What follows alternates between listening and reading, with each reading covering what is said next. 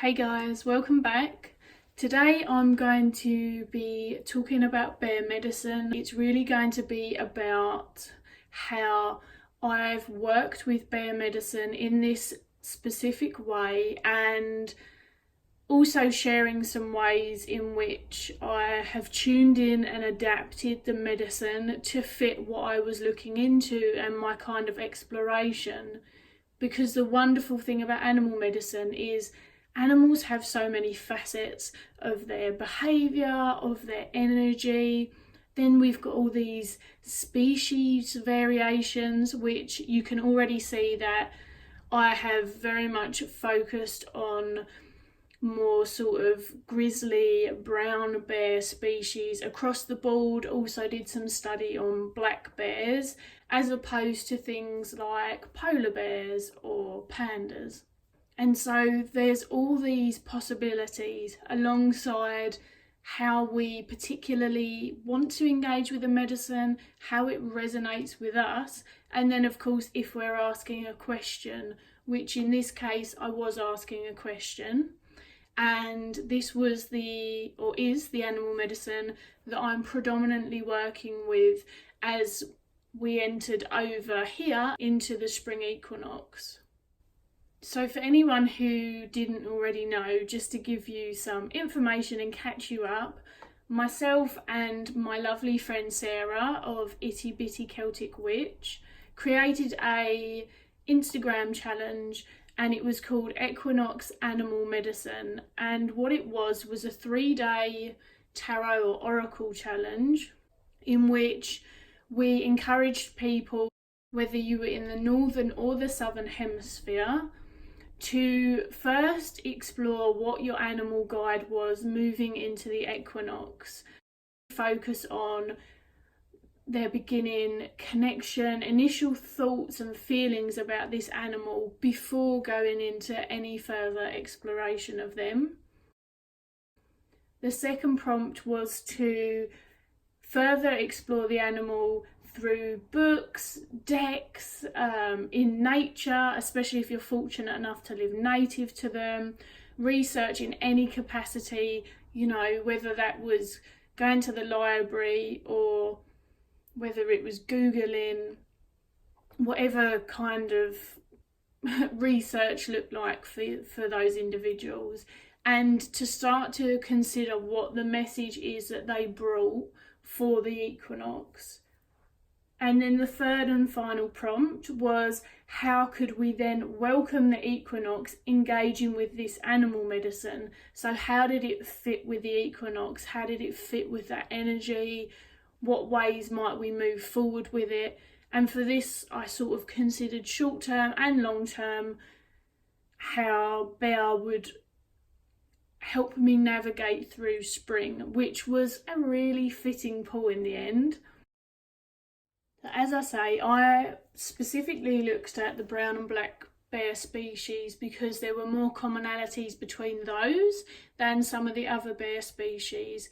And the deck that I chose to work with predominantly was my ever-loved medicine cards. Of course, I've got all these animal decks, but when it comes to something like this is my go-to always.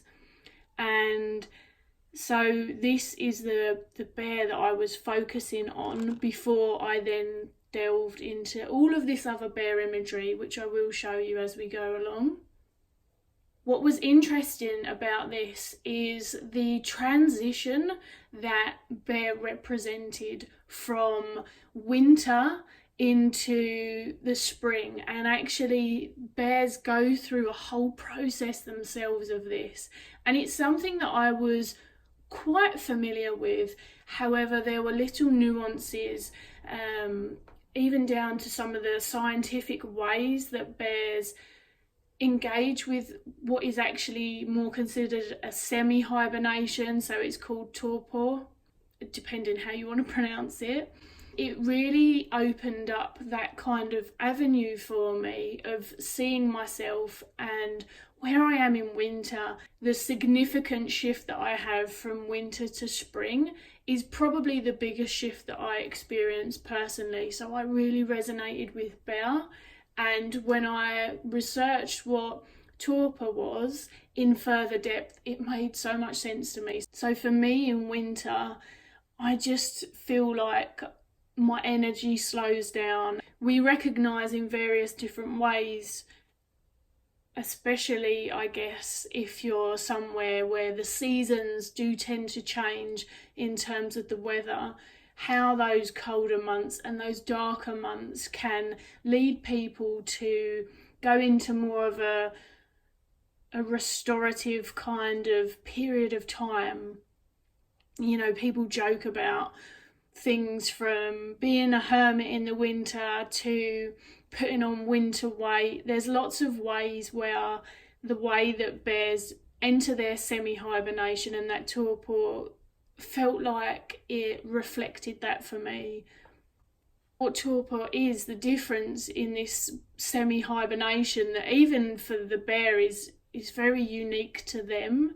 They retain this capability to function and awaken if necessary, so they can move and go in and out of the cave if they're really called to during that winter period.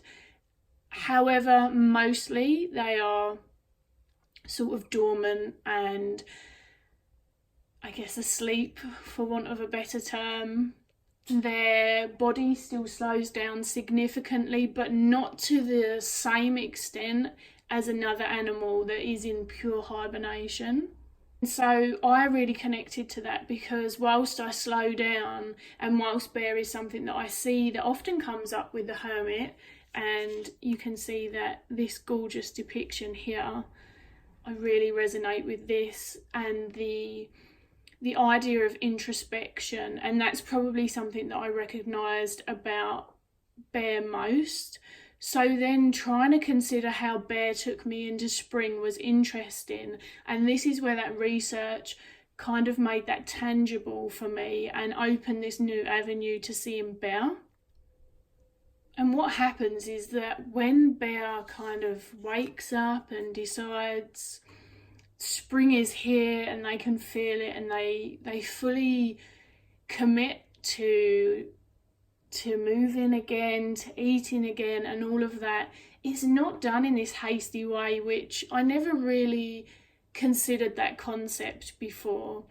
But in terms of how I consider it in humans, I guess it's if we overexpose ourselves to something too quickly, it's likely that it could maybe overwhelm us or just go wrong. You know, overexposure is not the best way to do things. How we've learned to understand how small, bite-sized, positive but scary risks are more beneficial than that kind of all or nothing. And what bears do is they don't move with haste. They slowly build up their strength and slowly start engaging with those various activities that are part of their day-to-day life. It's not like they're just here, they're fierce, they're ready. That's not how it works. And that's what spring feels like for me. When people get really excited and they speak about spring and it's coming and all of that excitement, I kind of feel it, but it's more of a bubbling for me as opposed to sheer excitement. It feels like a whisper of a promise that isn't really quite there yet. Even when it is, I don't fully sort of fall into this blissful state. Instead, I slowly start to feel like I am re-establishing my grounding. One of the things that this card really touches on for me is the healing that came within the spring, and that the bear's lesson to do things with that gentle flow rather than doing that kind of really fast, overzealous thing, which I have been known to be like. I have a very, very high expectations of myself and my body. I've had to learn to navigate my body so much over the years, but in the last, I think it's about 3 years now, I already struggled with various conditions, and then on top of that, I was diagnosed with the fibromyalgia. The pain kind of intensified and went up a level. one of the things I realised is that my body just wouldn't function in the way that I expected of it anymore. That the flow that Bear speaks of, going from winter to spring, is really something that I am trying to harness, that I am trying to connect to and learn how that is healing, how doing a little is better than doing a lot and then having a period of nothing again. And so that was a healing connection for me. Also the acknowledgement that for me personally, and I know it's different for everyone with conditions, but the winter, the cold, my muscles ache more. It generally doesn't give me a good feeling at all. I am a sun worshipper. I feel nourished from the heat and the sunshine and the growth and all of those lovely things. I don't really get to my peak until summer anyway. And this kind of plodding along in the spring felt really rejuvenating, but it also felt like that acknowledgement that it's okay. That's natural. We don't have to just flick from one period to another. That kind of balanced integration and stable energy that I felt from Bear, and their strength coming through. So you can kind of hear already that the initial message of introspection was more something that I had already tapped into and was already learning and was already in that process of then applying stuff. That's how I guess the message from Bear became very unique in this circumstance, in that there are aspects of the Bear that aren't really speaking to my progress at the moment, but there are some huge aspects that are, and those are the parts that I resonated with, that I used to build this picture of Bear and look at how the medicine could work for me and would benefit me moving through the coming months. That's really what this whole Instagram challenge was about. It was about building an individual engagement, looking beyond the particular deck or the particular book that someone had, and being able to trust their own understanding and their own research, and I guess kind of flesh it out so that there was more to fall back on, because of the animals having different facets and because of them meaning different things to different people, which you can see from these decks. They all feel like they speak to one of the facets of Bear, and in this particular time for me, some of those are speaking to me stronger than others.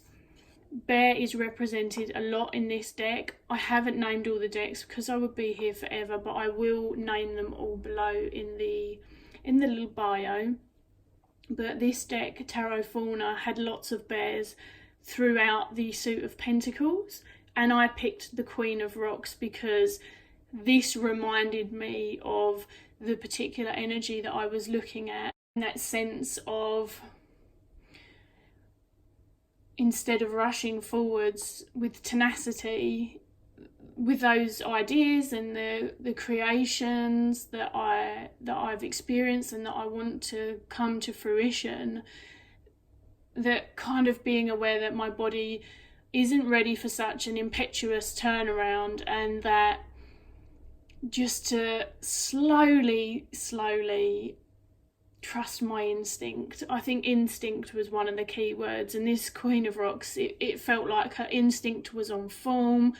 Even if you want to fall back on the tarot, if we think about the Queen and that nurture that we find, there's a foundation, it's firm, it's built, it's surpassed the page, it's surpassed the knights, it's very resourceful and balanced, and that was how I was resonating with Bear, but still in a really fierce protective capacity. And so you can see here protection, and the bears in a couple of strength cards is something that comes up a lot in Bear energy. I can imagine just their presence really sort of emitting that sense of their protective nature.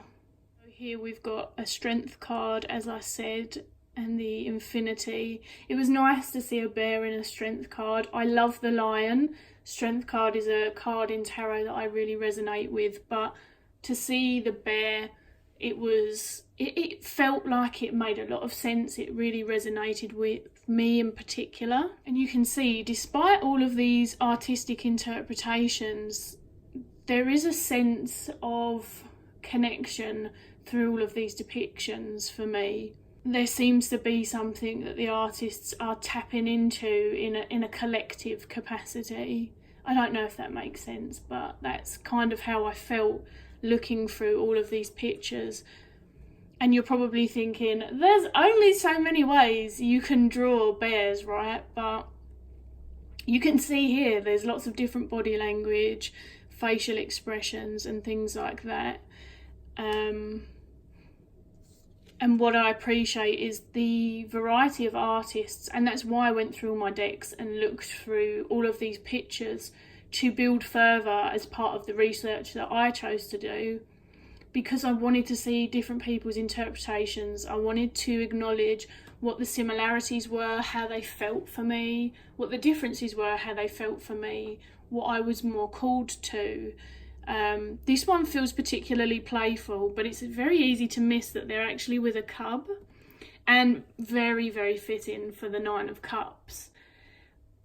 I like that there's that playful element, and that in other cards there's that fierce element, because again, they have the capacity to be both, and I have the capacity to be both. And right now I need to learn to integrate the easy way that I find to be fierce and how I perceive strength to be, and actually challenging my perception of strength, calling my shit basically on some of those expectations that I just wouldn't have for anyone else, and being realistic and understanding that in saying no and not doing certain things and steadying my pace, that there is strength in that as well, which is something that I would happily offer to anyone else. But if I'm not going to listen to myself, then I'm just a huge hypocrite. And so that's another addition to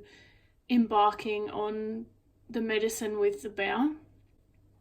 This card actually is from a deck that I was sent. I did an exchange with a beautiful friend of mine, and they sent me this gorgeous deck. So it isn't in the pictures, because I did share the pictures from all of these decks on Instagram, but this one came after. But it's adorable, and look, this felt like it was spring being birthed from the bear, and they were awaking to it. I really enjoyed the little doodle, so it was a nice timely addition, even though it didn't turn up in time for the pictures. But as I say, I'll be continuing to work with this medicine. It doesn't mean that I'm not working with any other animal medicine. However, I won't work with more than a few at the same time, and they have different levels of longevity depending on what I'm doing. And here, this one is called the Guardian. I like the sun in this. It does feel like that fire that I get in my belly, especially when spring happens and I get the urge to spring clean. I get the urge to become more active, to do more, and to get in the garden, and all of those things. And that fire in my belly, I could run away with that before the fibromyalgia. My other chronic conditions, they would grant me gaps in between where I had more flexibility in what I could expect of myself, and that has deeply changed in the last 3 years, and has not only left me adapting my whole freaking life, but emotionally it's been a huge turnover. I really don't want to downplay it, but I don't want to. That's not why I'm here to talk about that in particular. But I feel like tapping into that bear medicine has opened some of that up, shed some light on some of the shadows, and will be something that I will continue to work with as a side to bear medicine even when bear medicine has kind of come to its end for that particular time. So the last thing that I want to tap into, because obviously I said this was for our challenge, and part of it was, how am I going to work with it moving forwards? I've tapped on some of the lessons that Bear helped me to connect with. Short term, I knew that I was going to be expecting more of my body, because I actually was going away to be in the forest the week after I did this. It felt like such poignant timing, like a reminder to listen to my body when I was in the forest, when I was being more active. That both worked on a short-term goal for that period of time, which worked. I had a day where I slowed right down in the middle, even though I really didn't want to, because my body was telling me, you need to listen, I'm sore, I need rest. And it was, listening to my instincts, hearing what I was capable of each day, which can flux. Sometimes it can flux from hour to hour as well. Long term, as I move through the spring, I wanted to provide some flexible structure to my weeks to regain some of the structure that can kind of, I guess, when you work from home, you still have structure, but it's easier to lose it. It would be very easy for me to implement something very rigid and then it wouldn't work for very long. And so that's why I say flexible structure. Gentle guides, goals, these were all things that were to support my nourishment, to keep that movement steady, but again, not fall prey to the all or nothing. Because if I set myself up to fail, then I don't empower myself. It was just remembering that when I connect with animal medicine, animals feel like they try and show us, and they try and remind us of instinct and nature, and also of how imperfect everything is, but how awesome that is, pulling away from that human expectation of perfection that I too often tap into. Navigating this is a consistent learning and growing process. I also forgot to add, when I was working with bear medicine, as always, I researched in every way possible at my fingertips, because that's how I like to do it. There is no wrong way, I feel, to work with animal medicine. Some of the things that I predominantly lean on is Ted Andrews. I never take anything as gospel. I slowly create my own interpretations and understandings over time. He's just someone who I really respect, the content, the work, the research, and I've talked about that before. The various books that come with the decks can be quite interesting, even if you find yourself not resonating with it. It teaches you something about your connection with the animal. I have all of my pocket nature books, so I put squirrel in here, not on purpose, but to hold the page, to show you, because I like the scientific exploration and the research as well. And so everything came into play for me. I was on the internet, I was looking at pictures, I had my cards out, and now that I've built an understanding, I'm more so moving along with that. What I have done to remind me of Bear's medicine for the time being is I keep this particular card out on my altar, because that's the deck that I pulled it from.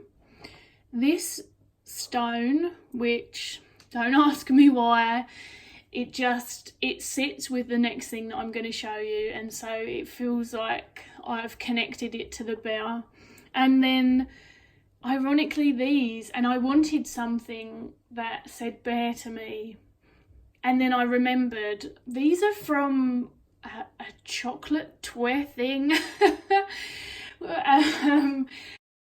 I have a wolf pair and a bear pair, and they're adorable, so I have them, I've kept them.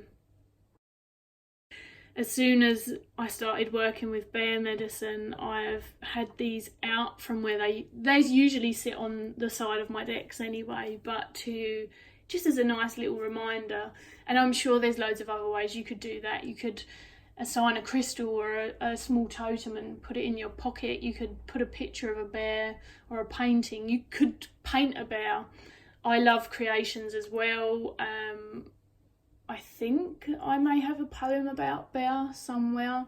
So yeah, lots of different ways that I worked with it, and I just thought I would add that in as well. But I would love to hear from you guys what you thought of this, whether these sort of things are things you'd like to hear more of on the channel. Certainly animal medicine is a given on my Instagram. And if you're doing anything else with animal medicine. But other than that, thank you for listening to me, and I will catch you all again soon.